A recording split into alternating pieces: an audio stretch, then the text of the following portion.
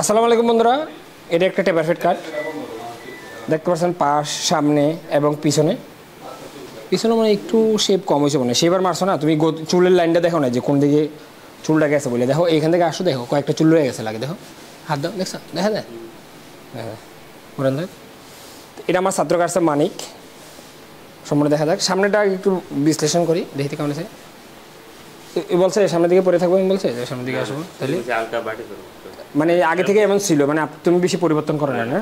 পাশটা কিন্তু দারুণ হয়েছে, এটা খেয়াল করছো না? করো না মানে পাশের সাইডটা পিছন সাইডটা অসাধারণ হয়েছে টেপারফেট হিসাবে। এটা মিডিয়াম সাইজের টেপারফেট কয় আর কি, যেমন যেমন চুলের সাইজ মিডিয়াম, উৎস মিডিয়াম।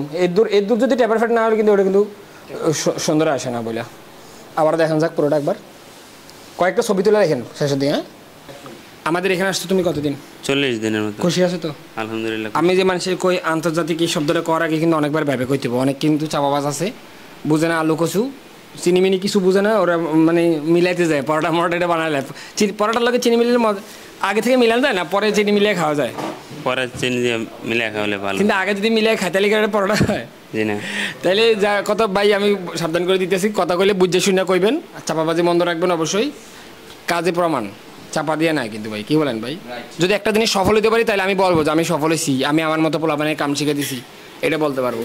আপনারা যতই ভাই ডাকেন শোকেন, আমার বর্তমানে ছাত্রের সংখ্যা প্রায় 30 জন আছে, 30 জন।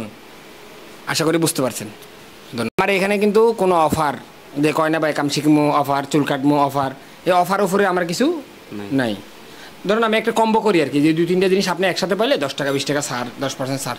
কিন্তু অফার করে যে আলু কুচু পেঁচায়, চুল কাটা শিখামো 13,000 টাকা দেন, 7,000 টাকা দেন, এগুলো আছে আমার কাছে। জি না, 1 টাকাও কম লইছি না, লমু না, লইছি গড়বারে কম নিছি জি না, না, খাবারের টাকা কম নিছি না, না, কোনো কম নাই। কিন্তু আপনারা যে জিনিসটার জন্য আমার এখানে আশা করে আসেন, বিদেশ যাবেন, বিভিন্ন রকম চিন্তা করেন, এই জিনিসটা কিন্তু সফল হইব, মানে সফল পাইব কি না? পাইব না মিছে কথা না, না জোর করে না। ধন্যবাদ সবাই, আজকের মতো এখানে বিদায়।